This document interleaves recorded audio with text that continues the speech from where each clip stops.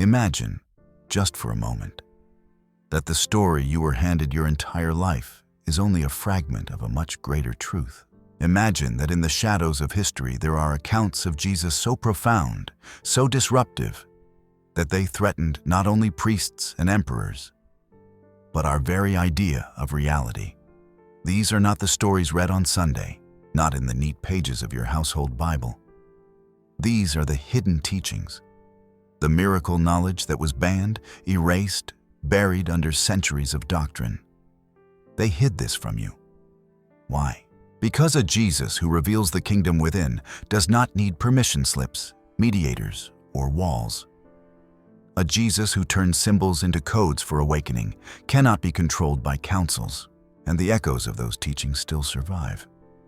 In fractured scrolls, in whispered lines, in sayings that refuse to die. Stay with me. In a few minutes, we'll open the lost pages and read what was never meant for ordinary believers. And at the end, one revelation, the most dangerous of all, the one that does not just describe a miracle, but hands it back to you. Power writes scripture. That is the uncomfortable rule behind every canon, creed, and council. When the faith of a persecuted movement became the faith of an empire, the center of gravity shifted. From living fire to managed flame, councils gathered, bishops argued, emperors listened.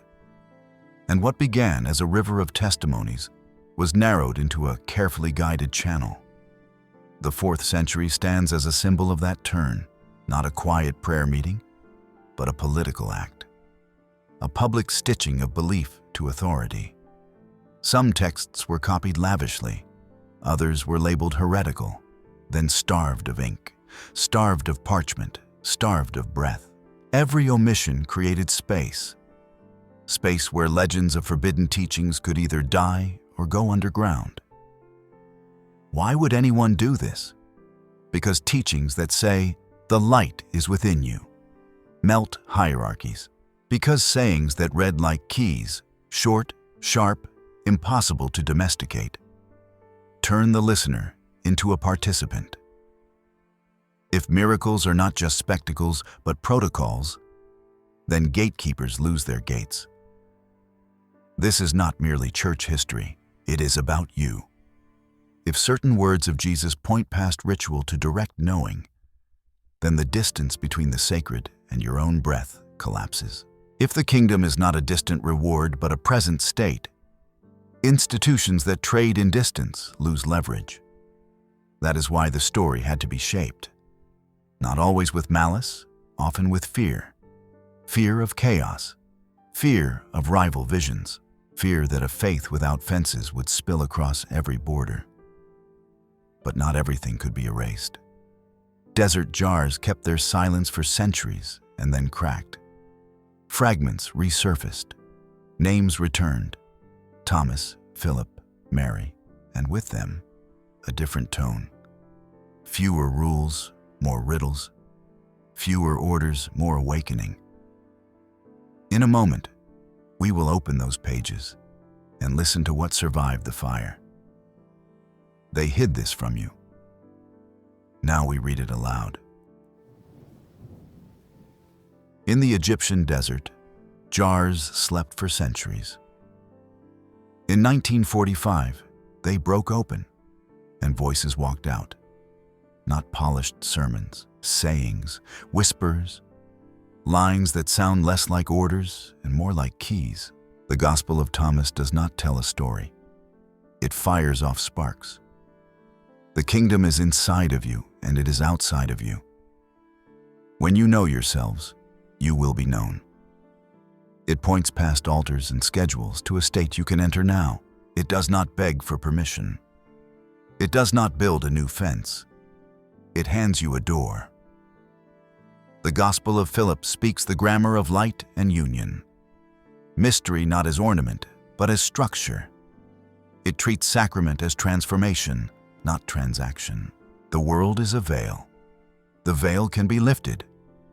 It suggests that healing is not magic thrown from above, but alignment awakened within.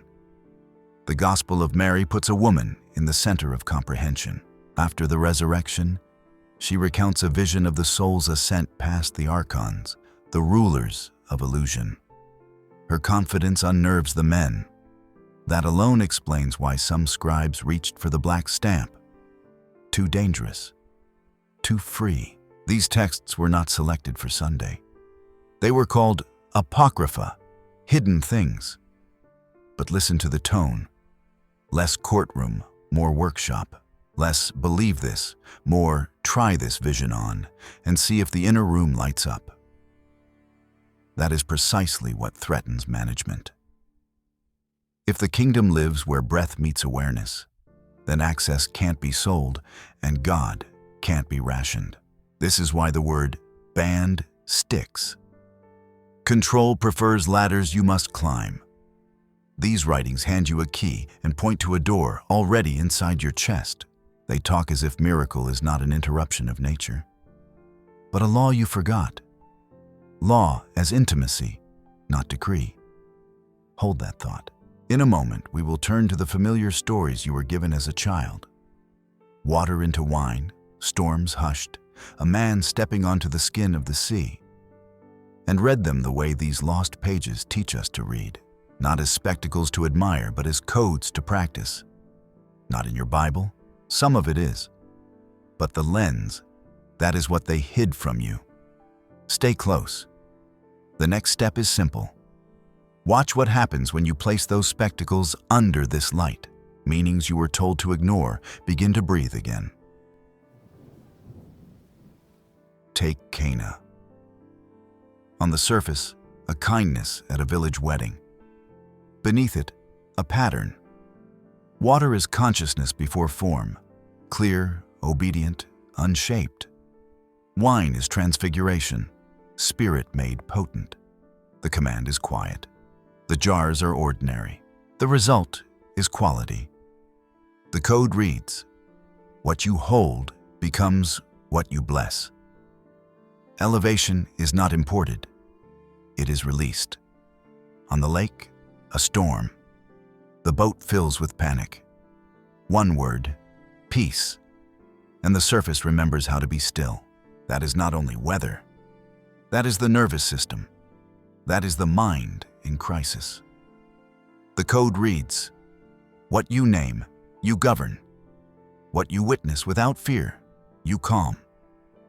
Authority begins where attention obeys, then the image that will not die. Walking on water, not theater. Training. Fear sinks you. Focus holds you. The elements are not enemies. They mirror the state of the one who stands upon them. The code reads, what would drown you becomes a road when the center is occupied. Feeding the multitudes is next. Scarcity is counted. Gratitude multiplies. The code is embarrassingly simple. Bless what is here, break it, share it, and watch it become enough. The arithmetic of the kingdom is not zero sum. It expands under thanks. Healing the blind is not only optics. It is perception purified, mud and touch and a command to wash, matter and spirit intertwined. The code reads, vision returns when assumption loosens and contact with the living source is restored. And the mountain light. Transfiguration, not costume, revelation. The human frame becomes a window. The inner radiance is allowed to appear. The code reads, when alignment is complete, identity shines instead of hides. None of this depends on temples. None of it waits for death. Read this way. Miracle stops being a museum label and becomes method. Practice hidden in story so that you would remember it as a child and test it as an adult. This is what censors fear. Not that you will clap for ancient wonders, but that you will apply the pattern and discover it still works. We are not done. If these are codes, what is the source that powers them? The next turn takes us higher, into the language of light and logos, where creation itself is fluent and where presence speaks from every grain of the world. If miracles are codes, what writes the code? Light, word, logos. Not a metaphor you admire from afar, but the deep grammar of existence speaking itself through everything. Split the wood, lift the stone. Not a footnote, a map. Presence is not confined to altars. It hides in the ordinary, waiting for someone awake enough to notice. Listen to how the world behaves when awareness turns on. A room brightens without adding lamps. Breath slows without counting. The line between out there and in here thins, then fails. This is not escape. It is entrance. The veil drops, and the simple becomes luminous. Bread, water, wind, skin. Creation reveals its bias. Toward life, toward meaning, toward communion. Call it the field. Call it spirit. Call it the name that no council can trademark. Across deserts and mountains, sages pointed to the same current. Sound before speech, light before sunrise. The shock of Jesus is not that he referenced it, but that he embodied it openly. He treats the world like a responsive partner, not an inert stage. He speaks, and matter answers. He touches, and patterns reconfigure. He thanks, and scarcity loses its logic. Why does this threaten institutions? Because once you see the current for yourself, you stop renting access. The temple is honored, but it is no longer required. The priest is respected, but he is no longer necessary. The contract of dependence dissolves. And the human being, the one hearing these words, discovers that reverence and immediacy can live in the same heart without supervision. This is where the hidden teachings change direction. They stop arguing about which shelf a book belongs on and start training your attention to become a sanctuary. They say, stand where you are and let perception be sanctified. Hold the object in front of you, cup, stone, hand, and ask the world to show its light. Not tomorrow. Now. Then the borders widen. East meets west without a passport.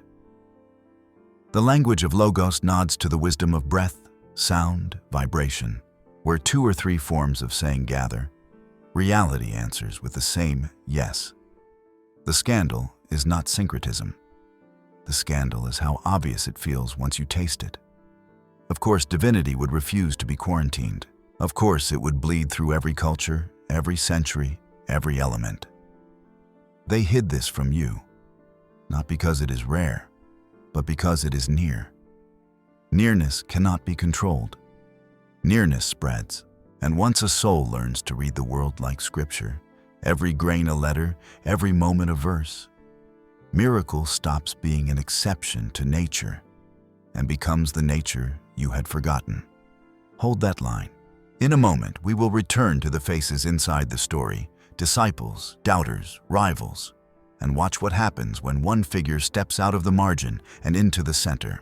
When Mary receives, remembers, and speaks, the universal becomes personal, and the personal becomes dangerous.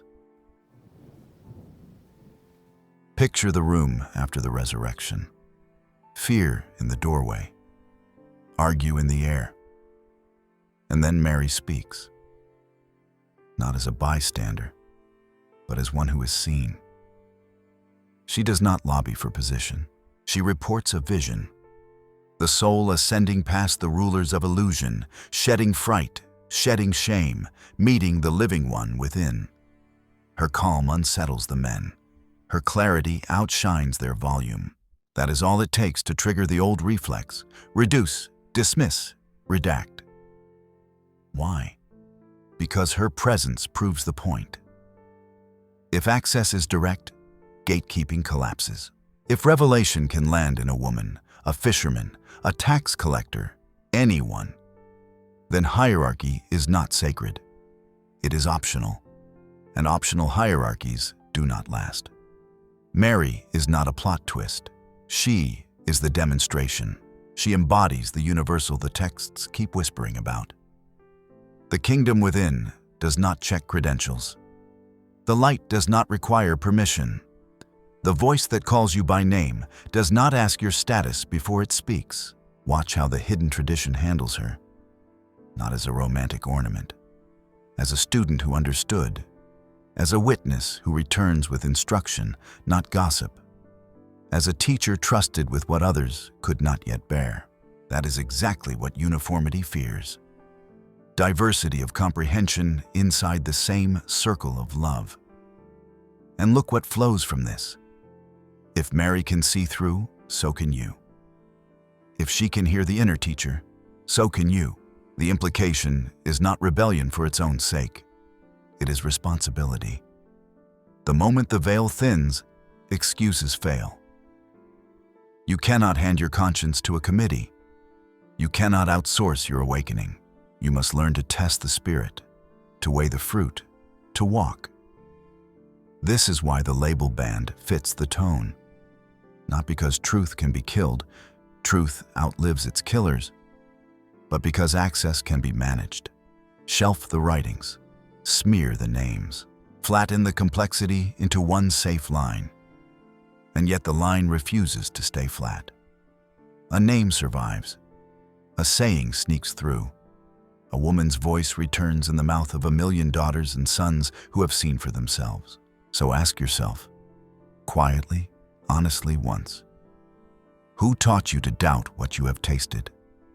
Who trained you to ignore the moment when breath grew bright and the room turned holy? Leave a line below with one sentence. Where did you first sense the kingdom within? Then keep listening. Because the next step is not nostalgia. It is a tomb rolling open now. Lazarus waits at the threshold. And what happens there will tell you exactly why this message terrifies every empire that tries to own your future. Stand at the mouth of the tomb. Smell the stone-cold air. Hear the whisper moving through the grave cloth. Come out. If you read Lazarus as only a headline from long ago, you miss the strike of the teaching. The point is not spectacle. The point is instruction. Death in this code is not only a stopped heartbeat, it is the slow burial of a soul under fear, habit, and borrowed names. The miracle is not just that a man walks out. It is that a voice can reach what the world has already sealed. Watch the pattern unfold. First, the delay, waiting until hope is officially over. Then the rolling of the stone, exposure, stench, honesty. Then the call by name. Not hey you, Lazarus, the self that remembers. Finally, the unbinding. Loose him, let her go. It is staged like theater because it is meant to be repeated, not with incense and paperwork, but with attention and courage. Rated inward, and the code is simple. You have a tomb. Everyone does. The place where you parked the parts of you that were too loud, too bright, too costly. The day you believed the story that said, stay small. The night you decided silence was safer than sight. You rolled the stone yourself, or you helped them push. And the world called it maturity. Now listen. The teaching does not ask you to admire a corpse turned citizen. It asks for consent. Will you let the stone move? Will you endure the smell of what you hid? Will you let your true name be spoken in daylight? This is not polite religion. This is a jailbreak. Why does this terrify authority? Because a person who has already stepped out of their private grave is ungovernable by fear. Threaten them with exile, and they smile. Been there. Threaten them with shame, and they shrug. Already faced it. Threaten them with death, and they look beyond you. Empires require trembling to function. Resurrection kills the tremble. The hidden tradition sharpens the point. Resurrection is not only future tense. It is a present tense event of awareness, a re-entry into life while lungs still work. You can hear the critique rise, dangerous, naive, mystical. Exactly. Dangerous to what? To any system that profits from the sale of permission slips to be alive. They hid this from you because it short-circuits the storehouse. If awakening is available now, you do not need to rent it by the week. If freedom begins the moment you answer your name, the middlemen have nothing to sell, so the story was padded, softened, parked in the past. A trophy on a shelf. Untouchable. Bring it back down to your chest. What is your stone? Who tied your cloth? Whose voice has authority to call you out? And why not yours? Say it straight. When you step over the threshold, you do not become someone else. You become who you were before fear taught you to behave. That is the scandal, not the walking, the remembering. Stay with me. One step remains, the most dangerous teaching of all. The one that moves from Jesus did to you will, and hands the current back to your own breath. Here is the line they could not disinfect. You will do the works I do, and greater. It sits in the open, and yet most people read past it like fine print. If the kingdom is within, if the current is near, then the point of miracle was never to make you a spectator. It was to make you a participant, not to inflate the legend, but to awaken the lineage. This is the forbidden conclusion. The divine spark is not a rumor, it is your design. Call it image, breath, logos seed. Language is a glove. The hand is light. When Jesus says the door is inside, he is not teasing. When he speaks of union, he is not offering poetry for stained glass. He is mapping a change of state and daring you to undergo it. Listen carefully. The hidden tradition does not promise you celebrity. It promises you clarity. The greater work is not making headlines. It is making room. Less noise, more presence. Fear loses the steering wheel. Compassion moves first. Authority returns to its rightful address, your center. Then the world begins to answer you the way it answered him. Not because you wear a nameplate, but because you carry the same alignment. They hid this from you because it ends dependency. If the current is in your chest, the holiest pilgrimage is inward. If the lamp is already lit, the first act is to stop pretending you are in the dark. That destroys whole economies of control. So the message was diluted. Spectator seats were built, and yet the original signal still cuts through the noise. More than followers, become. Take 10 seconds with me. No music, no posture, no stopping the roll of images. On your next exhale, say inside, the kingdom is within me. Do nothing else. Feel where the words land. Notice the small convergence in the chest, the quiet in the back of the mind. That's it. A key in a lock. Turned. This is the threshold. Not membership, embodiment. Not argument, practice. When the room of your life brightens by one click, you will be tempted to explain it away. Don't. Protect the flame. Feed it with simple acts. Attention, gratitude, courage. The arithmetic of the kingdom responds to these like wind to embers. What happens next is not guaranteed to be easy. You will meet old teachers with new faces, distraction, cynicism, performance. Smile. Keep walking. The greater works are not a contest. They are continuity. The current that moved through him once routes through you. That is the scandal and the invitation. They hid this from you. You heard it anyway. If something in you stood up while we spoke, mark it. Write one line below. What stone just moved? Then subscribe, share, bring one seeker with you next time. Because we are not building a museum for banned ideas. We are rebuilding memory, and the miracle that terrified the councils is already alive where it was meant to live. In your breath, in your bones, in your ordinary, blazing life.